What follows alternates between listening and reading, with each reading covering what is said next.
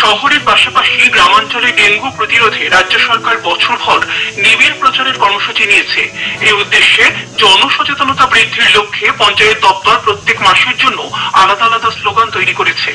রাজ্যের পঞ্চায়েত মন্ত্রী প্রদীপ মজুমদার বলেন, সচেতনতা বৃদ্ধি ডেঙ্গু ঠেকানোর একটি বড় হাতিয়ার, তাই আরো পরিকল্পিতভাবে প্রচারের উদ্যোগ নেওয়া হয়েছে। পঞ্চায়েত দপ্তর সূত্রে জানা গেছে, 2023 সালে রাজ্যের গ্রামাঞ্চলে 56,000 মানুষ ডেঙ্গিতে আক্রান্ত হয়েছিলেন। 2024 সালে সেই সংখ্যা 19,000-এ নেমে এসেছে। লাগাতার সচেতনতা প্রচারের ফলেই আক্রান্তের সংখ্যা এতটা কমানো গিয়েছে বলে মনে করা হচ্ছে।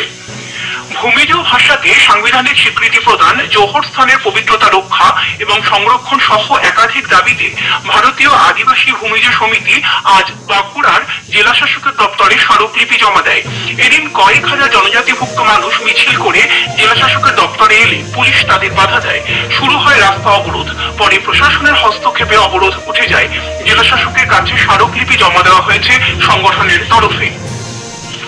লোকাল ট্রেনে মহিলা কামরা বৃদ্ধি এবং ভুলবশত মহিলা কামরায় উঠলে পুরুষ যাত্রীদের জরিমানা ও হয়রানির প্রতিবাদে আজ সকাল থেকে শিয়ালদা দক্ষিণ শাখার ডায়মন্ড হারবার লাইনের উত্তর রাধানগর স্টেশনে বিক্ষোভ দেখান যাত্রীরা।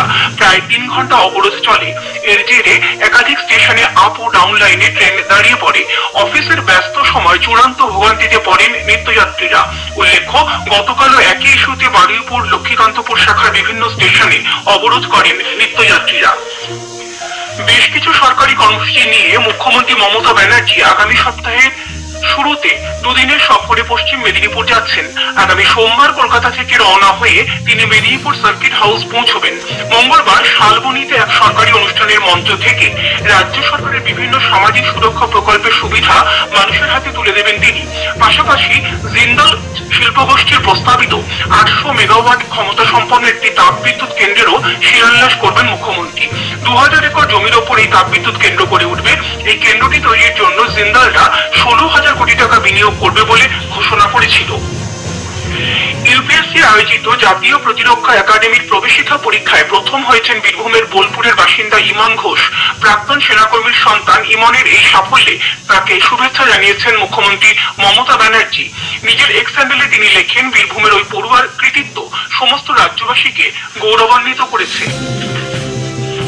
দক্ষিণবঙ্গের বেশ কিছু জেলায় আজও আগামীকাল বিক্ষিপ্তভাবে বজ্রবিদ্যুৎ সহ বৃষ্টি ও ঝোড়ো হাওয়া বয়ে যেতে পারে বলে আলিপুর আবহাওয়া দপ্তর জানিয়েছে। আজ পশ্চিমের জেলা, হিমালয় সন্নিহিত এলাকা এবং মালদা ও 2 দিনাজপুরের বৃষ্টির পরিমাণ বেশি হওয়ার সম্ভাবনা।